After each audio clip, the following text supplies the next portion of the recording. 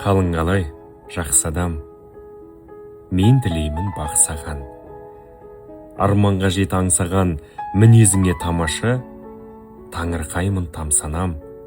Қалың қалай, жақсы адам, үй ішіде аман ба, реніш жоқ па заманға, реніш жоқ па маған да, жете алмай жүрмін мен сендей жақсы адамға.